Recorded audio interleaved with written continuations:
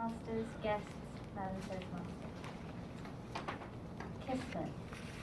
In Hindi, it means destiny. I think to each and every person, it might mean something different. It's open to interpretation. I don't think of Kismet as the end game. Where did I end up in? I think of it as where have I ended up at different points in my life? And how did I get there? And was that preordained? When I was a teenager, I totally rejected the idea that my life was set out for me. As most teenagers who are vivacious and want to conquer the world, I too wanted to go ahead and push through boundaries, break glass ceilings, do whatever people told me I couldn't do. But I always had my mother's voice, and I still hear my mother's voice saying, it's not in my kismet to be that lucky, or to have that kind of life, or for things to come easy to me. And so that's always been at the back of my head. I stand here today because I think it's my kismet that I'm standing here and stamped it in front of you. It was preordained, and I did very little to bring myself here. Let me tell you my story. I am born and raised in Kenya, East Africa. I am Indian by descent. I am 4th generation Indian Kenyan, and my entire family is back in Kenya. I had a beautiful childhood, growing up on the equator in the sunshine, sheltered and cocooned in naivety, able to play out in the sun whenever I wanted to, not knowing the dangers that life faced or the hardships of life. That cocoon was shattered when I was 16, and I moved to England by myself.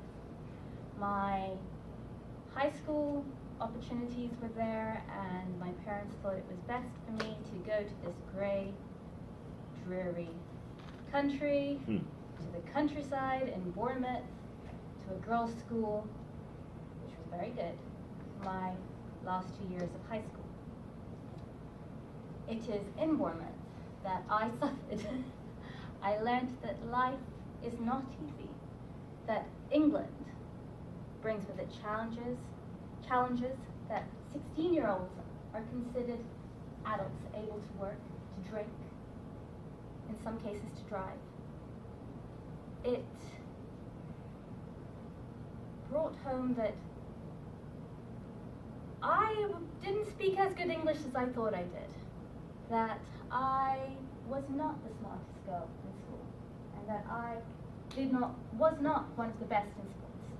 They were better, and they were there, they were my competition.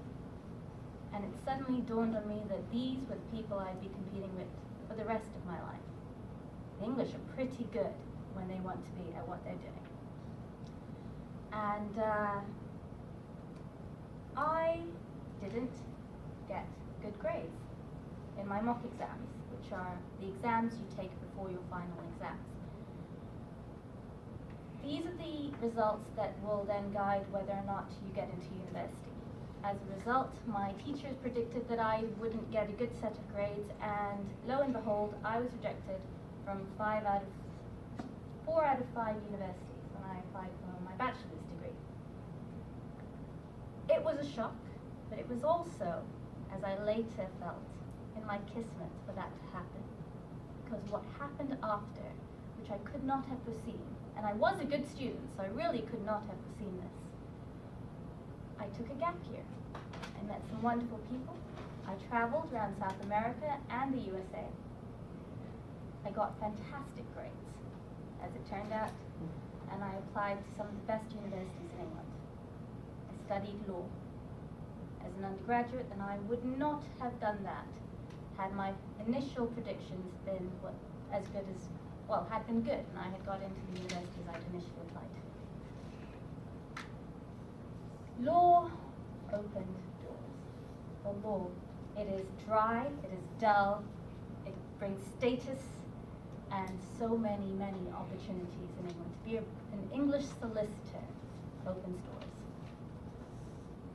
My English improved drastically, and even then at university, unlike many of my colleagues from Kenya, it was not a shock to me that everybody there was just as bright or brighter than me. I met somebody there at that university studying law who changed my life. He was my boyfriend, a Singaporean, a soldier whose father was very wealthy. He was a maritime lawyer in Singapore. Now, coming from Kenya, I never even thought about how goods get shipped around the world, or the fact that oil is drilled from the sea. It never crossed my mind until I met this man, and I worked with his father doing work experience in Singapore, and suddenly the world was so big. There was a global industry, and I knew I wanted to be part of it. I applied for my master's in maritime insurance law. I applied for jobs in maritime law firms in London, a very niche area, and I got into 3 different jobs. It was fantastic. The world suddenly opened up. Shipping law took me everywhere. It took me to London, it took me to Singapore. It got me married to a wonderful man who didn't get a job in Singapore, as it turned out. But it did, a different man. Let me just specify, completely different man. And he didn't get a job in Singapore.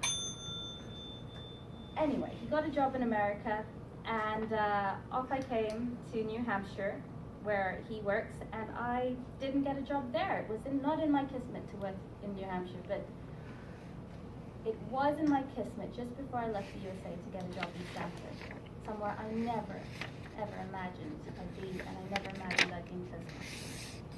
So, somewhere that, I think it's my kismet to be here. Thank you.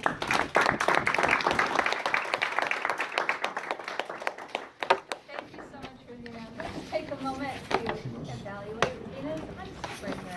That's very good. Is that? That's very good. Yeah, really. Good.